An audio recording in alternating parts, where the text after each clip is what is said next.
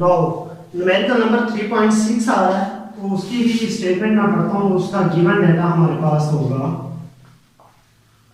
So statement है, two meshes 52 kilogram and 48 kilogram are attached to the end of string that passes over a frictionless pulley। two meshes हमें देखे जा रहा है। M1 हमारे पास है 52 किलोग्राम एंड M2 हमारे पास है 48 किलोग्राम, जो कि फ्रिक्शनलेस पुली के ऊपर से स्ट्रिंग के साथ बंधे हुए हैं। Next find the tension in the string. Tension T आपने कैलकुलेट करनी है और and acceleration in the body, acceleration A भी आपने कैलकुलेट करना है। When both the masses are moving vertically downward, दोनों मैसेज जो है वो वर्टिकली डाउनवर्ड मूव कर रहे हैं। सो नेक्स्ट हमारे पास T, टेंशन T का फार्मूला हमारे पास होगा 2m1 m2g over m1 plus m2। So tension T is equal to आ जाएगा 2m1 हमारे पास 52 एंड m2 हमारे पास 48, g की वैल्यू 10 और हमारे पास आ रहा है m1 प्लस m2। m1 हमारे पास 52 plus 48, so t is equal to 2 multiply by 52 multiply by 48 multiply by 10 और 52 प्लस 48 ये हमारे पास 100 हो जाएगा और इससे हमारे पास टेंशन दी हमारे पास आ जाएगी 500 न्यूटन। नेक्स्ट हमने एक्सेलरेशन A कैलकुलेट करना है। एक्सेलरेशन A का फार्मूला होगा हमारे पास m1 माइनस m2 और m1 plus m2 into g। सो m1 हमें लेके जा रहा है 52 माइनस m2 लेके जा रहा है 48 और 52 प्लस 48 मल्टीप्लाई बाय g की value 10। So acceleration A is equal to 52 में से 48 निकालेंगे, बाकी आ जाएगा 4, दोनों को प्लस करेंगे आएगा 100 मल्टीप्लाई बाय 10। सो यहां से 10 10 100 कट हो जाएगा, A इज इक्वल टू आ जाएगा 4/10। जब इसको डिवाइड करेंगे तो एक्सेलरेशन A आ जाएगा 0.4 मीटर पर second square. Next numerical problem number 3.7 आ रहा है, उसमें भी सेम ही चीज है। अब एक हमारे पास के वर्टिकली डाउनवर्ड वाला था, नेक्स्ट हमारे पास जो 3.7 है वो हमारे पास हॉरिजॉन्टल एंड वर्टिकल सरफेस वाला। तो उसकी स्टेटमेंट पढ़ रहा हूं। Two masses 26 kg and 24 kg are attached to the ends of the string. अब स्ट्रिंग के साथ बंधे हुए हैं। आपको पता है जब हॉरिजॉन्टल और वर्टिकल का आपको कांसेप्ट समझाया था तो उसमें हमारे पास जो हॉरिजॉन्टल सरफेस होती थी उसका मैस m2 और जो वर्टिकल होती थी उसका मैस m1 था।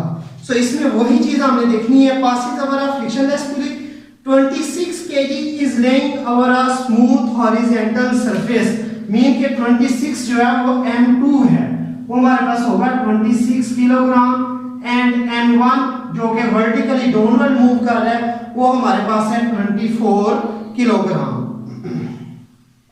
अब इसमें भी वो क्या कह जा रहा है आपको find the tension in the string and the acceleration of the body. Tension T भी कैलकुलेट करनी है और एक्सेलरेशन A भी कैलकुलेट करना है। सो टेंशन T का फार्मूला हमारे पास होगा m1 m2 g और m1 plus m2। So tension T का फार्मूला इस वैल्यूज पुट कर देंगे।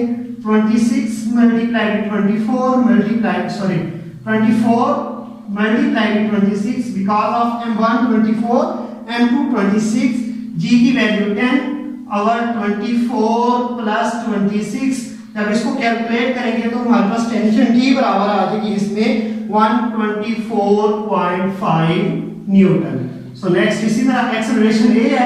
एक्सेलरेशन A का फार्मूला इसमें हमारे पास होगा m1 g और m1 plus m2। So acceleration A is equal to m1 की वैल्यू 24 मल्टीप्लाई बाय 10 और m1 की वैल्यू हमारे पास आ जाएगी 24 प्लस m2 की वैल्यू 26।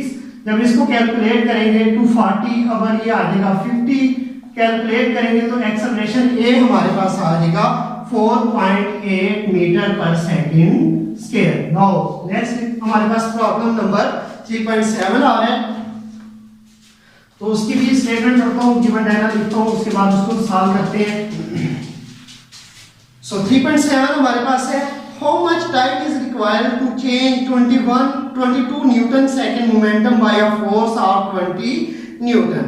सो उसमें हमें how much time is required, time की कैलकुलेट करना है और change in momentum delta P हमें देके जा रहा है 22 न्यूटन सेकेंड्स एंड फोर्स हमें देके जा रहा है 20 newton. Force F is equal to देके जा रहा है 20 Newton.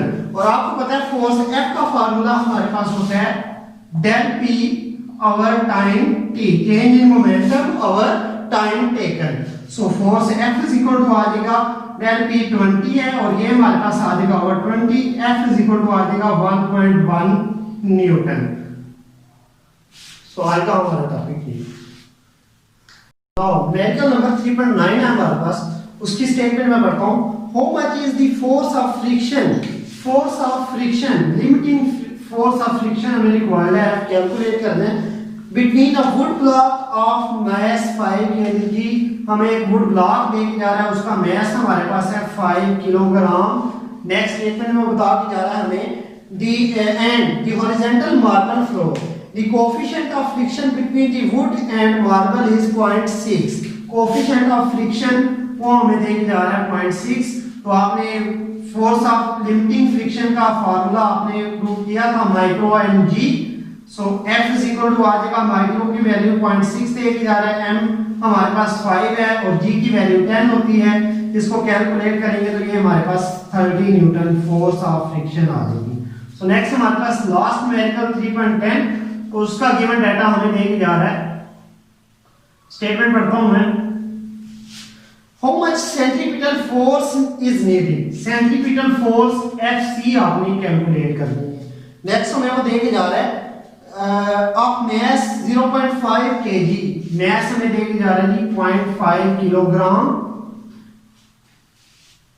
Move in a circle of radius 50 centimetre, radius R देके जा रहा है 50 सेंटीमीटर। आप इस सेंटीमीटर को आप क्या करोगे, मीटर में कन्वर्ट करोगे, 100 पे डिवाइड करके ये हमारे पास आ जाएगा 0.5 metre. So with a speed of 3 metre per second, speed v हमें देके जा रहा है 3 metre per second. Centripetal force का formula Fc is equal to mv square over r। So Fc calculate करना है, मास हमारे पास है 0.5 एंड v हमारे पास है 3 मीटर पर सेकंड स्केल और इसका स्केल हो जाएगा r हमारे पास देके जा रहा है 0.5। सो 0.5 से कैंसिल हो जाएगा, Fc इज इक्वल टू आ जाएगा 3 स्केल एंड 3 स्केल हमारे पास होता है 9 न्यूटन। ये हमारे पास सेंट्रीपिटल फोर्स भी कैलकुलेट